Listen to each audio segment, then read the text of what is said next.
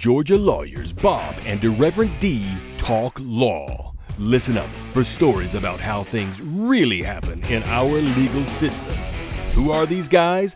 Dwayne Singleton, Irreverent D, is a criminal defense attorney in the state of Georgia.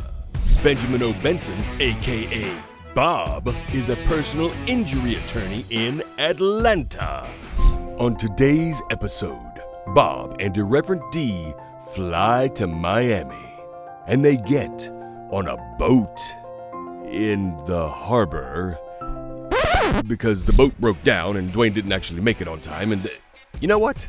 I'm gonna let them tell it. Now, sit back and take a listen as Bob and Irreverent D talk law.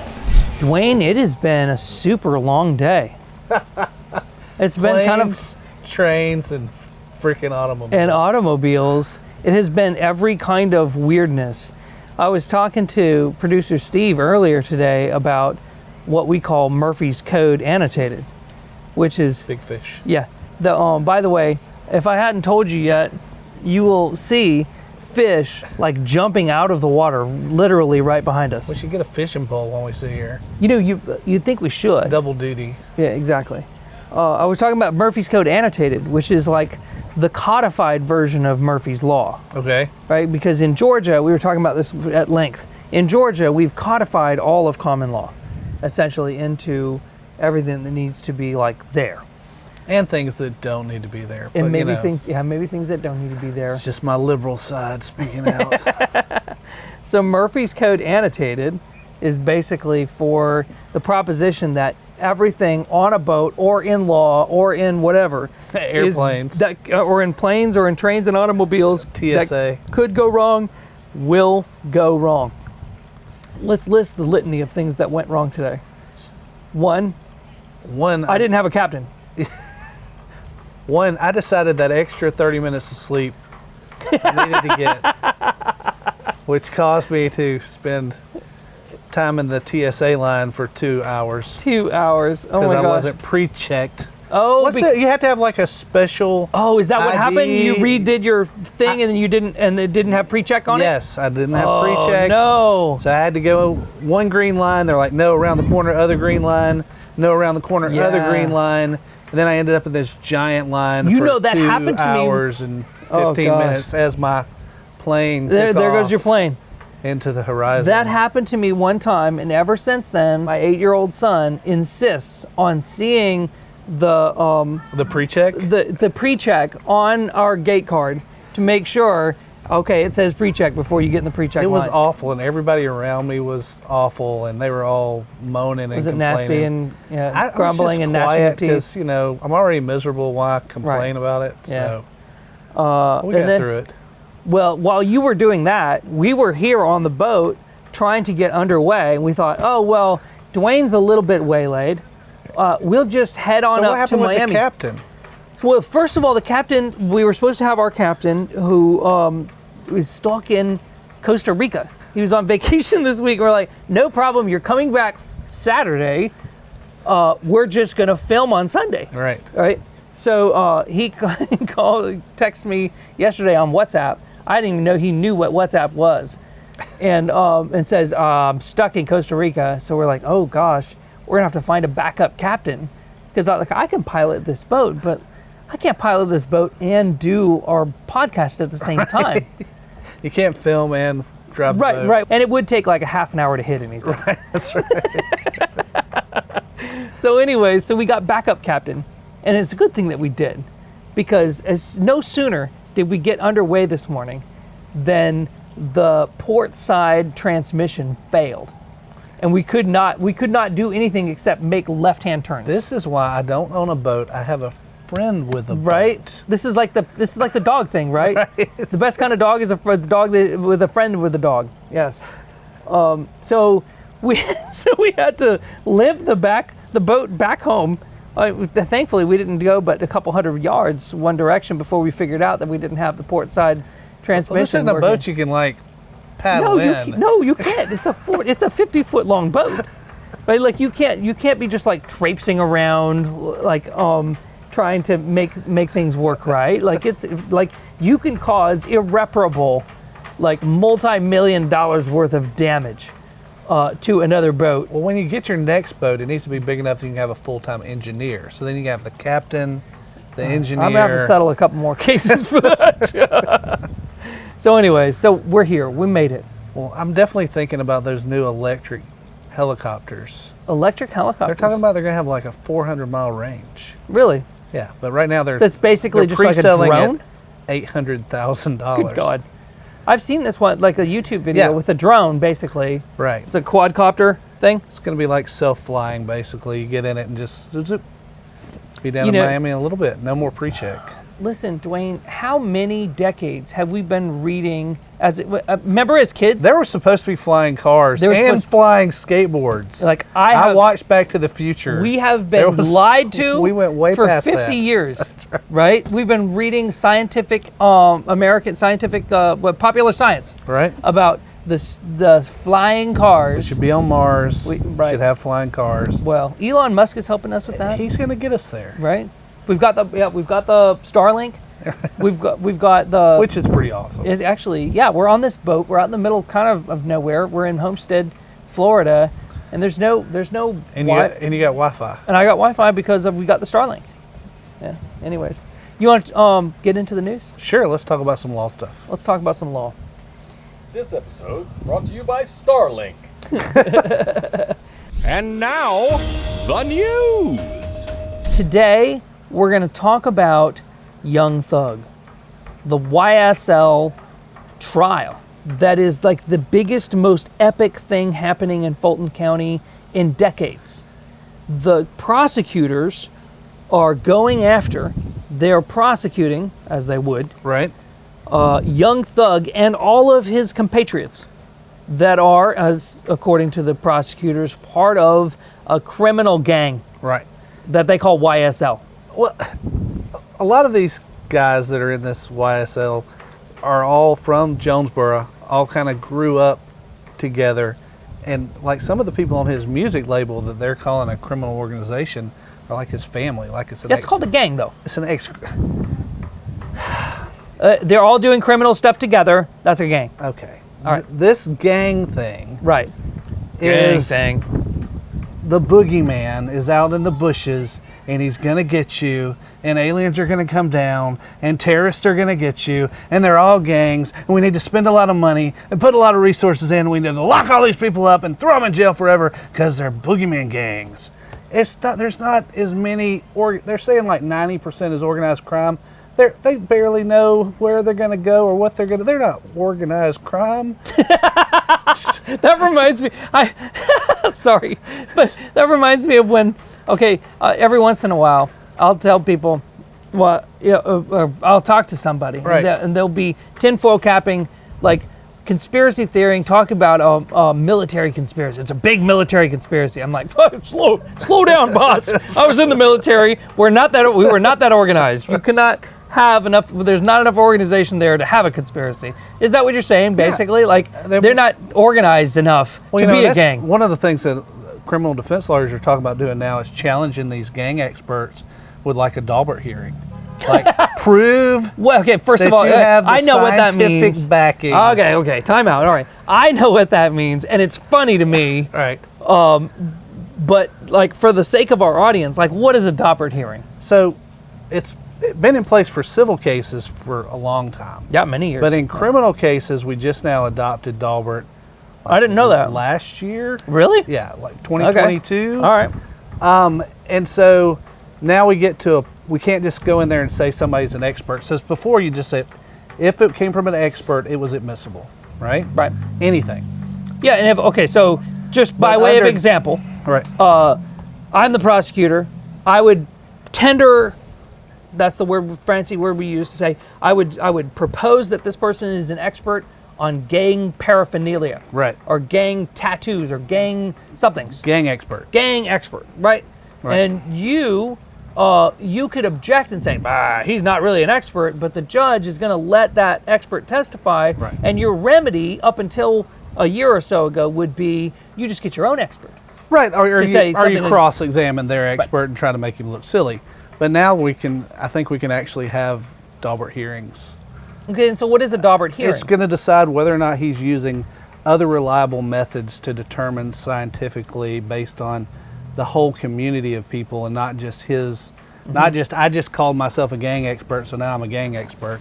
It's why we're seeing the overturning of like the shaken baby syndrome cases, because they're saying that, oh, this stuff can actually come from birth trauma and not from shaking the baby. So a lot of these shaken baby experts, they're kind of saying that's junk science and they're throwing it out the window.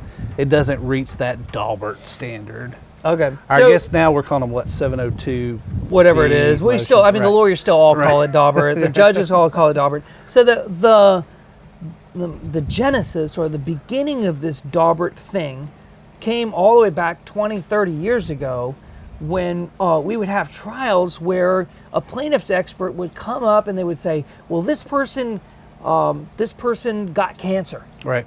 Because they were exposed to talcum powder in the gloves. Right. In these gloves that were whatever, right? And eventually the defendants got more sophisticated and said, look, you can't just get some paid expert up here that doesn't have any scientific background or any kind of studies to go on or any kind of thing that they can point to say, well, this is how I derived my expertise. Right. Right. So that what they developed was this rule that could challenge specifically plaintiff's experts. Right. To say, well, you can't just come up here and just spout off a whole bunch of BS about what your scientific theories are. You've got to show the goods. And so that has been the case in civil cases, as you say, for decades and decades. And now it's come to the criminal things where so the example would be you've got an expert that comes up in there and says, well, this baby had concussion because she was shaken. And that's the only way, or that's probably only possible the way it could happen. That the baby could have had this concussion was because the mom shook her, and the mom's on trial for shaking a baby. Right. Okay. And so instead of having to be up in front of a jury and having to hire your own expert to refute that, you can keep the jury from even hearing it by filing a request for a hearing in front of a judge and saying, Judge, you can't let them bring this expert, this so-called expert in here and saying, well, this is this, because they can't show their work. Right.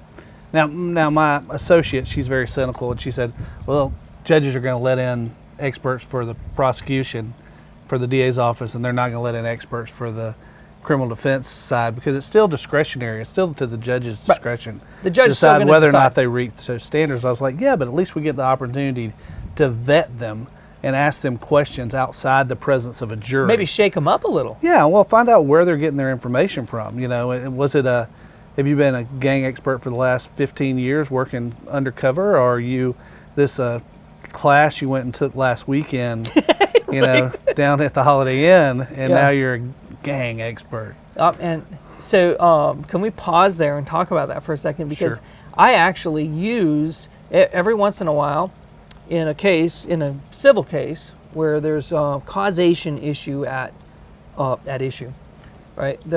Did this accident cause the injuries to my client? Right. The defendant will hire an expert, and I kind of already know what the expert's going to say, because if the defendant's hiring them.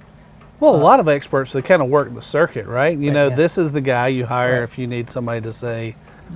But in an abundance of caution, and to do my due diligence, I need to take that doctor's deposition, and man, do I love taking a doctor's deposition where I kind of already know what the doctor is going to say, but I just want to learn some stuff.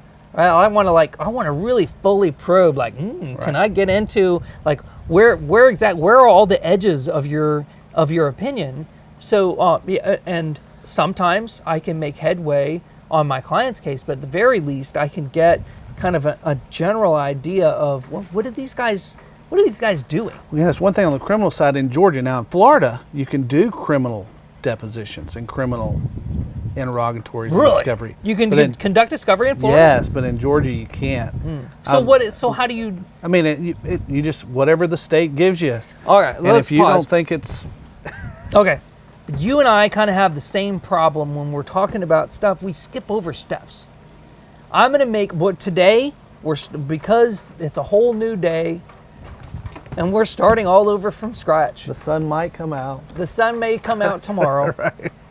We're going to cut all the way down to All right. the bare bones. I want you to tell me from start to finish everything I need to know about a criminal case. Ready? Oh, God. Okay. All right. All right. And time you skip a step, I'm going to cut you out. Okay. I'm going to make you scroll back around. Okay. All right. What is the absolute first thing? So either the very first thing is either the officer saw you commit a crime, right? All right. So I was weaving in and out of traffic. Right. I was speeding. And he had reasonable articulable suspicion, Articulable suspicion. so he can speak it, right, of criminal activity, all right, that he could. That sounds like a swear word, man. Articulable suspicion. What does that even mean? It means he thinketh you doing something bad, All right. and he actually knows the crime that he thinks you're doing bad. Okay. He's not just making one up, right? And Right, he because- can articulate that. Right. So there's this case from 20 or 30 years ago where the Supreme Court of the United States says, look, you can't just stop somebody in the middle of the road thinking they look like a criminal. No, and I hear officers tell people this all the time. They're like, I can pull over whoever I want to, whenever I want to. And I'm like, No, you can't. No, you can't. Did you skip over that part? Right. They can, but they're not supposed to, right? right. That's right. The problem is they are the law on the side of the road, even though they may not be following the law, That's right. So they have to be, so articulable suspicion means that the police officer has to be able to say out loud in words what they thought you were doing wrong. Right. Okay. It can't be that, I had a hunch Right. because it was four guys He looks wearing suspicious. red baseball caps. Right.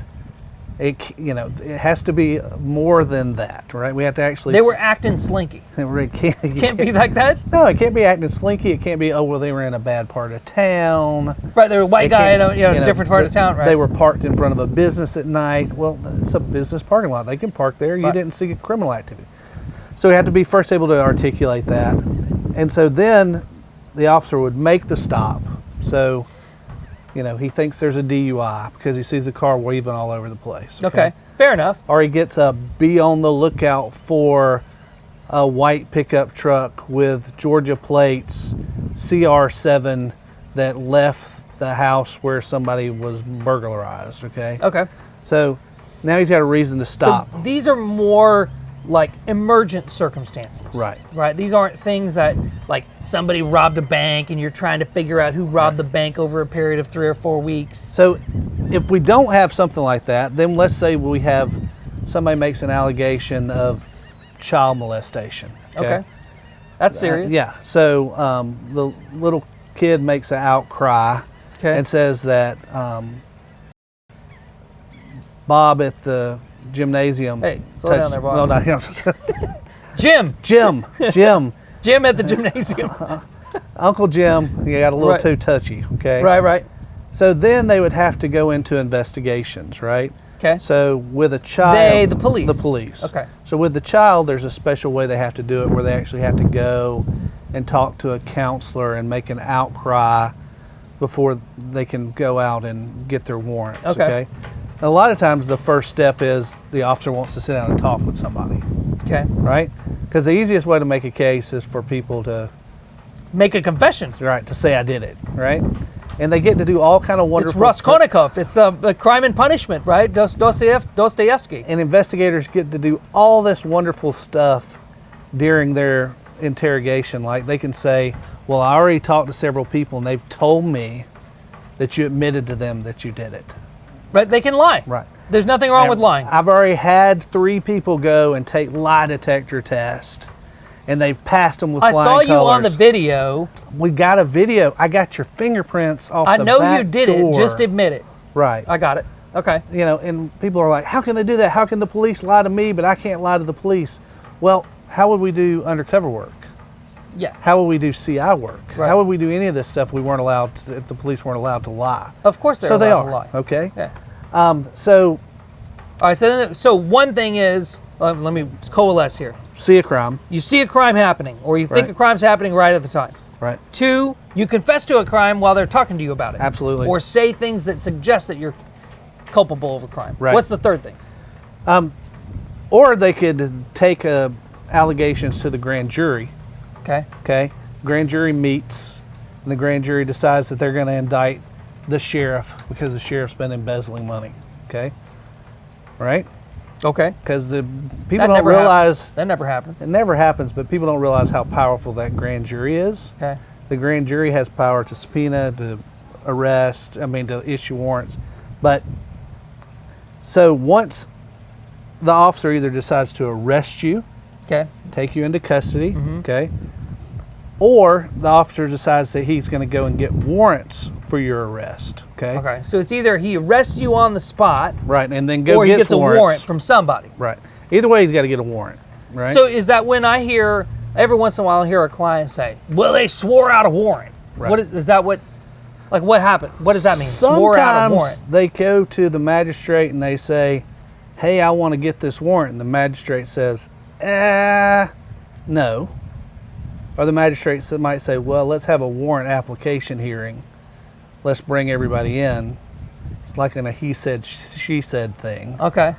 And so they'll have a warrant application hearing where they go and everybody talks about what happened, and then the magistrate decides if they're going to issue warrants for anybody's Didn't that arrest. happen with our guy H? Mr. H was arrested, but I can't for the life of me remember how it was. Do you remember? So we won't use that case as an example. We'll use another case that, Okay. that just happened. It's very similar? Very similar. Okay. Where fight happened between a father-in-law and a son-in-law, and they were Okay. arguing back and forth. And officer came out, and the officer said, he said, she said. If you want to go to the magistrate and go swear a warrant, you can. Okay. So they went and did a warrant application, and then everybody came in front of the judge, and the judge was going to listen to it, and the judge said, well, let me just make sure everybody's clear. If anybody committed a crime in this room who's going to testify, I can issue warrants for any of you. And everybody went, Everybody said, okay, we're just going to go home. Let's go home now, right? But probably best just to shut up. All right. Okay. Oh, that's a brilliant magistrate court judge. Right. All right. So you said the term magistrate earlier, and Right. you used it interchangeably with judge. Typically, when we don't have an emergency circumstance We where have a so many police judges officer, in Georgia. right? We don't have if we don't have one of those emergency circumstances where the police officer is saying, I saw it happen right now, Right. you have to go in front of a magistrate judge and have that magistrate judge issue a warrant. Right. Okay. So let's say police come out to your house, knock, let us in. And Okay. you go, no, you got a warrant? And they go, no, but we'll get one if you don't let us in. Okay. My response is going to say, okay, fine, I'll see you later. Right. But a lot of people's response is, Okay, fine, come in." come on inside. Right, yeah. I don't want anybody to be upset, so come on inside. Right. When I'm here to help. When the truth is, if it's 3 o'clock on a Friday night, early Saturday morning, Right. the magistrate may not be readily available. It may take them a couple of hours to most get people this don't know that. warrant. No, most people don't know that, right? But most people are committing the crime anyways. Allegedly. Allegedly. Okay, fine. Whatever. Okay, so It might more give you about an how opportunity to clean more up about your how, house. More about how to So you get don't your get a dirty criminals house off. Okay, case. whatever. Change your yeah, kid's diaper. Change your kid's diaper. Pick You the don't want poop to off have the floor before you let the You police don't want to have in. dirty underpants. Right. Right. So there's So- there's two things. If you get in an accident, you don't want to have dirty underpants, and Right. if you're accused of a crime, you don't want to have dirty underpants. I got it. Okay. So then we get arrested, Okay. right? So then one what's- of these mechanisms. We've fully encapsulated all the ways you can get arrested. Well, sort of. I want to talk about this just briefly, though. Okay. If the police still want to talk to you, Yeah. it is generally because they don't have enough information to arrest you. Okay? When they get This enough is based on your personal experience. when they get enough information to arrest you, they go and arrest you. Most of the time when they're trying to clear things up and they have some questions, it's because they don't have enough to arrest you yet. So my general rule of thumb is if you didn't do anything wrong, you don't have to talk to the police. And if you did do something wrong, you damn sure don't need to talk to the police. Right. Right? So Unless you really need to really get off your chest. Right? always- So there's power in confession, right? until they go and realize that, you said they slammed and broke the door, and they realize the door wasn't actually broken, and then they go and take out a warrant for false statements because they're pissed off at you. Right. So it can. We've seen that happen. Right now. We have seen that happen. Okay. All right. So you now got arrested. You're arrested. You're put in jail. Right. You're not in prison. You're in jail. You're in jail. What's the difference? So you're still innocent. You are awaiting trial. You have not been found guilty of anything. Except that you probably did it. This is where all the bond reform people get everybody all upset because they're like, we just need to let them out. Right. And people are like, no, we need to keep them in jail forever. Right. And people are like, but they're innocent because they haven't been prosecuted yet. Right. And then people like you go, but they probably did something anyway. But they probably did something. Right. Yeah. Because I mean, generally speaking, if you got arrested for something, you probably did it. That's not true. No, it's not true. It's not true. I feel like that's true. It has a feeling of being true. I know. It's a very... Because I feel it like it must be true. I can't tell you how many officers I have that, like, people go, I don't want to talk to you about this case, slam, and then they go and charge them with obstruction. Obstruction! I'm like, that's not obstruction. That's his constitutional... Yeah. Can we pause it? Can we pause about that for a Sure. second? Because I mean, I'm playing the devil's advocate, right? Obviously, like but there are so many times, right, that we hear this kind of mindset of people saying, well, you know, it feels like it's true, so it probably is, right? Or that it makes sense, so that's probably right. But there are plenty of things in our lives that make sense that are absolutely not right at all. Right. But you can rationalize them. And I hear people all the time go, well, guilty people run and don't talk, and innocent people talk. And I'm like, I see politicians all the time go, I'm pleading the fifth because I don't want to step in it, right? And of course, they're all innocent. You know, true. Okay. Bad example. Bad example. All right, so you get arrested. So you get arrested. All right. You're in jail. You're in jail. You're in jail for how long? It could be years. Well, how long is it supposed to be? So they're supposed to set you a reasonable bond, okay? All right, so the first thing is you get put in jail, right? And then you're supposed to have some kind of hearing? Yes. So okay. How soon is that hearing? So a lot of cases have preset bonds. They've already gone through and they've said, this is the bond amount for these charges. All right, give me an example. So misdemeanor DUI, okay? We know that means I was mostly drunk. Right. So you get arrested in this certain county, it's going to be $4,500 for your bond amount. Okay. So you can either post that cash bond or have a bondsman come in and post it for you. But what is post? I don't understand what that means. You give the sheriff the money. Okay. How much money are we talking about? Enough to ensure your return to court. They want to make sure you're going to come back to court. Right. And not going to like bust so off it could be to like 4,000, Boca 10,000, 100,000, whatever they think is enough to make you there. A lot of times they want to tie it to property, so it's tied to like grandma's house. So you wouldn't let them take grandma's house, so you definitely come back to court. Okay. Right? Whatever it is that makes them feel like you're going to come back to court. And most people's main concern when they get arrested is, I got to get bonded out. I got to get bonded out. I got to get bonded out. Okay. Okay. Not all charges a bond can be set by a magistrate judge. Okay. So a lot of charges that are more serious, like murder, would have to be set by a superior court judge. So you may have to wait a couple of days, or even before you get some kind of hearing in front of the superior court judge to get that bond set. So the magistrate's going to deny the bond. Okay. Then the superior court judge is going to set it. Now this part that gets missed a lot is you can ask for a preliminary hearing while you're awaiting your bond. Okay. Okay. That is a hearing in front of the magistrate that decides whether or not we had enough information to arrest you in the first place. This is the so-called probable cause hearing. Right. So if I'm reading a criminal history, criminal whatever you call it, I'm reading the God, what is it? Daniels? The Lincoln Lawyer. The Lincoln Lawyer. I'm reading the Lincoln Lawyer book, and a criminal mystery. Right. They're always talking about the probable cause hearing. Right. So that's it. So you can ask for a hearing this first before your bond hearing. Right. Okay. I think they're great because one, it gives you an opportunity to cross-examine the officer. Right. Before the DA has gone through all the evidence. Before they've tightened it up. Before they've said, "Are you sure? Yeah. You didn't think this before you went? Are you make sure? Can we go back out and fill this?"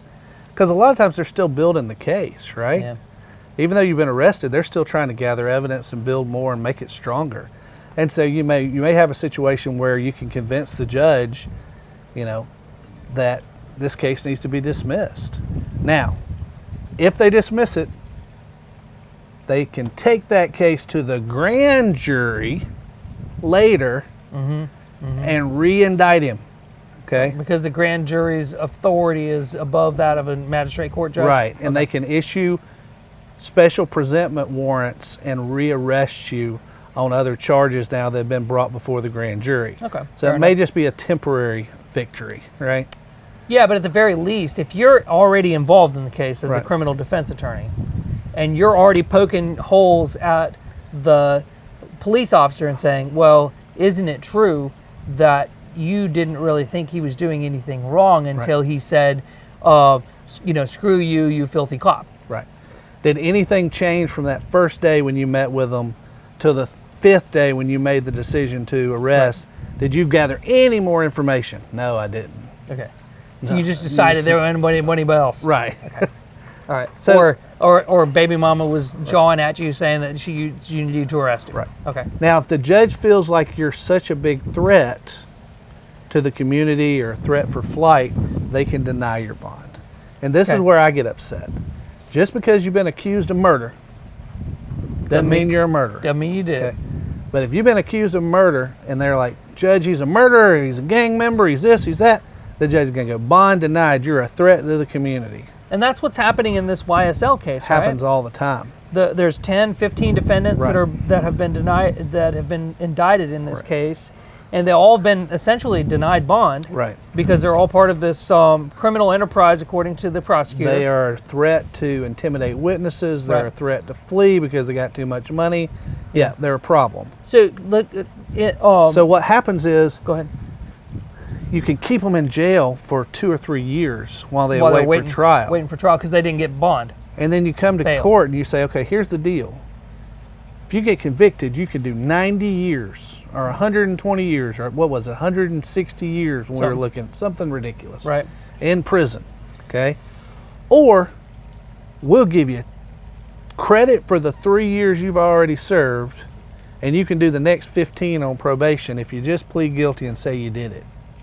Right, and so the guy's thinking to himself, I've been in these crappy conditions. I've been like yelled at by every kind of warden and blah blah blah blah blah blah blah blah. Because jails are rough. Jails are rough. Right. That's one of the things in this article from the Rolling Stone magazine was talking about how like the jail conditions. Like the ACLU has like done these exposés about how terrible the jail conditions are. Well, and then that is bad. Like that's bad. You've got somebody like Young Thug. He would be more than willing to pay for an ankle monitor. Right. He's not going anywhere. He'd be more than willing to put cameras all through his house so you could see every room he's in to make sure he's there. Right. Yeah. But we don't want to do that and give him a reasonable bond because we want him in there. We want the pressure on him. And plus, it's so much more, you're working uphill because when his attorney wants to talk to him, he's got to go over to the jail, sit down, meet with him. The attorney's got to set everything aside just to go talk to his client. Right. So, that's kind of the bond thing. And that's what everybody worries about. I want a bond, I want a bond, I want a bond, I want a bond. We hear it all the time. We're like, you've been denied 14 times, but we'll ask one more time. Right. Then the next step is the case would go before the grand jury if it needs to. Not all cases need to. Okay. Many cases don't. They can be prosecuted on an accusation. Okay. Or they can be prosecuted on an indictment.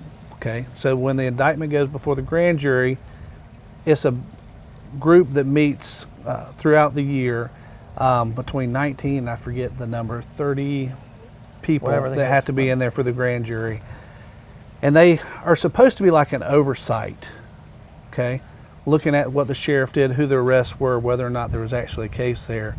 The joke is that you can indict a ham sandwich. A ham sandwich, okay? I've heard this, yeah. That basically the DA goes in there and goes, this is a good case. And everybody goes, yes, good case. Good case. This is a bad case. I don't know if we can make this one bad case. And so it's a way to throw out cases without it being on the DA's face that they dismissed a rape charge or a murder charge or a charge against the president of the United States. Am I right that the deliberations of the grand jury are all private? Right.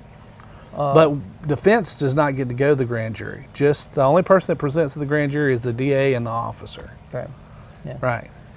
So after that, Then what? so after you have been before the grand jury and you have been either no billed, got thrown out, or true billed, it's moving forward. Right. Okay? Not you, but your case. Your client. Like, Yeah. right. The case is true billed. Right. Then you're going to get a calendar. Okay. Which means what? They're going to require everybody to come to court and be arraigned. Okay. What's an arraignment? A lot of people call it arrangement. That's not what it is. It's not an arrangement. Okay. It's arraignment. It's an arranged marriage. Right. Okay. It's where you enter a guilty or a not guilty plea to your charges. Okay. But it's also where the clock starts ticking on discovery, where you're asking the state to turn over any Brady material, which is any material that we could use as part of your defense. Okay. And where we file motions. We got to file motions either at arraignment or within 10 days of arraignment. What kind of motions would you file? Motions to suppress, where you're saying the evidence, the arrest was illegally made, or the stop was illegal, or the search was illegal. Are those successful? Yes. That's how you beat a case up, is in motions. Okay. Motions to quash. There's a problem with the accusation or a problem with the indictment. Maybe there's a statute of limitations problem. All that stuff has to be brought up. If you You got to bring it up quick, right? Yes. If you don't bring it up, and this is the problem, because we took over a case for a pro se lady that was handling all her stuff by herself. If you don't bring it up and bring it before the court, It's waived. it's waived. Yeah. We went back in front of the judge and we tried to file these out of time motions, and the judge said, Sorry. sorry.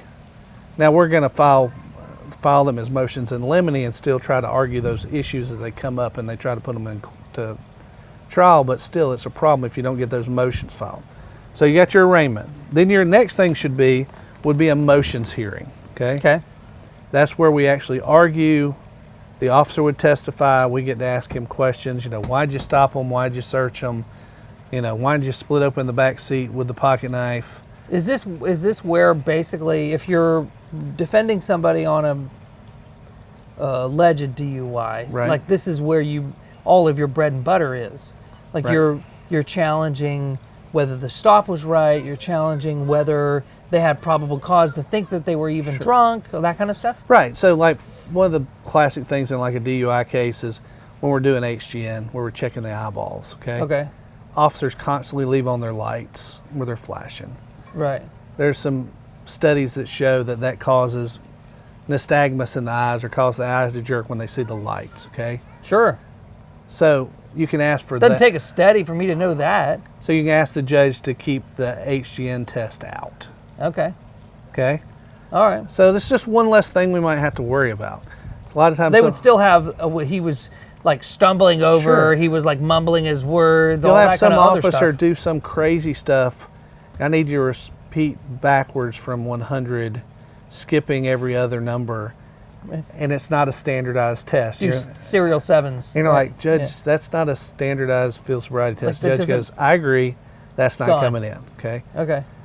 Now the problem is you create these, what evidence is going to be admissible and what's not going to be admissible during the time of trial. Okay. So then you start to negotiate back and forth. And now that you don't have that test coming in, and now I'm the prosecutor. right, and now that you don't have that video coming in, you think we can drop the DUI or drop this charge and maybe work something out here, because now they say, okay, we've got problems on both sides. Yeah. As soon as you start showing the prosecutor, hey, maybe you can't prove your case. Right. Right. Now, most of the time, the judges are gonna. I love Miami. I love Miami. All right. So most of the time, the motions hearing, and then the next thing that would happen would be we would go to a calendar call. Right. Where you would announce that you're ready for trial. All motions have been heard. Case is going to take that'd be like 9 weeks to try. Yeah, 9 months. 9 months to try. Yeah, And did we talk about that before? That's what they're saying about yeah, this YSL trial. It's going to take 6 to 9 months. Right. What juror No wonder they're having a difficult time picking a jury. Right, because so many people are going to have problems with their family and can't be out that long. Who could take 9 months off from like living? And then after you have your calendar call, then they set you down for trial. And so you might be on a 2-week trial calendar or a 3-week trial calendar. What is a 2-week trial calendar? Means that you got to be ready to come into court during that 2 weeks and start your case. Well, if you're a client, that's not a problem because they're still in jail, right? Well, well, some of them are out. Some of them are out, but I mean, right, it's not like they're going to do anything else. Right, and, but it's they've got. Oh, if they're bonded, that means like grandma's going to lose her house if you don't show up for trial. Court, right? Okay. All right. So for your client, it's not really that big of a deal. For you, it's a big deal because if you're on a 2-week trial calendar, that means that you can't commit to do. You as the lawyer, right, can't commit to do anything else for that 2 weeks. Right. How in the world could you possibly represent more than one client at a time? So you file these giant conflict letters that say, this case first, this case second, this case third. So it prioritizes them. And the judges are supposed to call each other and coordinate. Right. But they never do. They never do. Right. And so most of the time you're just calling judges going, hey, I'm still at so-and-so. I can't come there. That morning. Right. Yeah. And he's like, well, I want you here by 12. I'm okay. Well, yeah. I'm not going to be there. Judge Thacker certainly has me right. there, yeah. But I mean, I've seen it where it works out. Like if you have enough cases in front of that judge, right. the judge can kind of figure out how to make sure that all of your cases kind of are at the same time to minimize the amount of conflicts. And our state court judge does that for us. He actually moves us from the first day of the week until like the second or third day of the week. To make sure that there's no other conflicts with other... Well, and two, because when we say we're ready for trial, we're genuinely ready for trial. You do. Right. A lot of people say ready for trial and they're not really ready for trial. Really ready. You know, and so if they're getting called in Monday morning at 08:30, right, they're like, it's a problem. Yeah, they're like, Judge, I'm missing some discovery, and I don't have this, and I don't have that. And Judge said, well, you said you were ready. Let's go. Last week. Yeah. So, and the reason why some people do that is because when you say you're not ready, the judge jumps you, and jumps the DA's office, and then everybody gets in trouble, and nobody wants to be in trouble because they, weren't ready, but. Well, and if I'm the prosecutor... If I'm not ready, I say I'm not ready. I'm not ready. Yeah. But if I'm the prosecutor, I don't want to admit that I'm not ready to you because I know you're going to be ready for trial. It's a damn lie. What? There's no way that prosecutor can be ready on 180 cases. When he sits and announces, ready, we all know, including the judge, that there's no possible way. There's no possible way. Because for a prosecutor to be ready, they have to have all of their witnesses lined up. Right. They have to have subpoenaed all their witnesses, all that stuff, right? Yeah. So it's really kind of a big game of chicken. Yeah, and and the client's scared and they don't want to go to trial, and hey, can't blame them. I can do this probation and get 10 years on probation and be out on paper. Right. Or I can do 10 years to the door if the judge throws me in jail. Right. So then you have your trial. That's your next step. So you have your trial. First part of your trial is your jury selection. Voir dire, you pick your jury, and then you actually try your case. And then at the end of that, if you get found not guilty, everybody goes home. Right. You get found guilty, the judge sentences you. Sometime later. Sometime that day. Sometimes a lot of times within right 5 now. minutes. Right, all right, let's go. The judge's like, I got dinner at home. And I got meatloaf waiting for me. And a lot of times you hear the word a hanging judge. A lot of judges that are former prosecutors give the maximum sentence on everything after it goes to trial, period. That's like some punishment? That is your punishment for going to trial. I remember watching an interview with Alan Dershowitz, right? Who talked about how this phenomenon of judges punishing people for enforcing trials, right? That it's unconstitutional. And at some point has to be challenged. Right. Is that essentially what you're talking about? I agree, but the problem is, a lot of these cases, a lot of things will say mandatory minimum of 10 years incarceration. And if you take a plea, the judge might let you do 5. Yeah. So you're kind of... There's a high incentive to plea. Yeah. I mean, you're kind of scooting around the legislative intent. Legislature said that was 10 to the door. Right. Right? And they're going to let you slide around with 5, or on a DUI case, it really is a carrot, isn't it? Yeah, you're required to do 48 hours in jail, and the prosecutor goes, tell you what, we'll give him credit for that jail time. Yeah. And you're like, he's going to give you credit for that jail time, or yeah. If we lose at trial, judge is going to give you, probably 5 years in prison. 6 months on a DUI case, or it's a very real possibility. You could get the whole year if you piss him off enough. Right. And so 1 year in prison. Yeah. That's a big deal. Oh yeah. I mean, you lose your job, you lose your family, You lose everything. Yeah. Yeah. So, and then after trial, after sentencing, you got 30 days to file an appeal or to file a habeas action. We'll talk about habeas. That's Yeah, a whole way nother later. podcast, yeah. But that's kind of criminal defense. That's from everything beginning from to beginning to end. end. So at what point are people supposed to be calling you and saying, hey, Mr. Singleton, I've got, I think, a problem. I need your help. I like to get called the minute the officer starts snooping around. Okay. I'd much rather get in front of it than be behind it.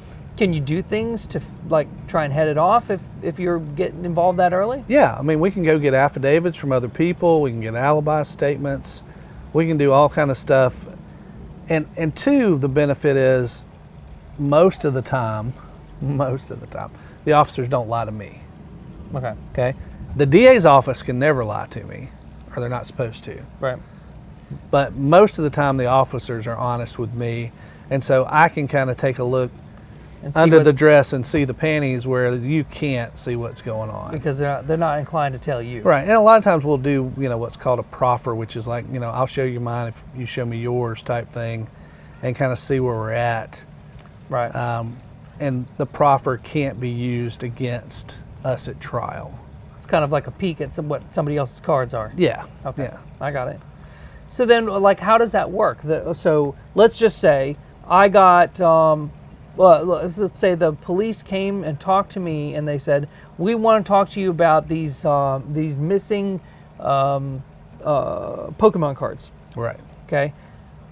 The famous Pokemon cards, the Charizard, whatever, I don't know. My son talks about them. He's gone. They've gone missing. They've gone missing. The famous Charizards are from different ports of Bay around Miami. Around Miami, right? They're missing, and you're the last person to be in the vicinity of the box that contained the Pokemon cards. Right. We want to talk to you about blah blah blah blah blah blah. Right. So we got my next thing is I call Dwayne. Right. I say, hey Dwayne, these guys like me for this. Right. And you say, don't what? Don't talk to them anymore. Don't talk to them anymore. Don't talk to anybody about it anymore. I plead the fifth. Don't talk to your friends anymore, your family anymore. Don't talk to anybody. Right. Shut up. Let's figure out what's going on. Shut the F up. Right. Okay. Got it. Because and then how now much? in Georgia you can make a case on circumstantial evidence. You ain't got Just to about anywhere you can make a case on circumstantial evidence. So you ain't got to if I'm the have prosecutor. Meaning. You ain't got to have everything, but it's No. a lot more difficult to prosecute a case on circumstantial evidence than it is. So, were you at that port that weekend? Sure was. Yep. I remember distinctly drinking at that bar, and then they can go get that receipt from that bar and pull that surveillance footage. Right. You were right next to that Pokemon card box, weren't you? Right. Oh yeah, I remember seeing that. Yeah, I was, but I was, just eating dinner. Right. Right. Yeah. You were awfully suspiciously close to it, weren't you? Yeah.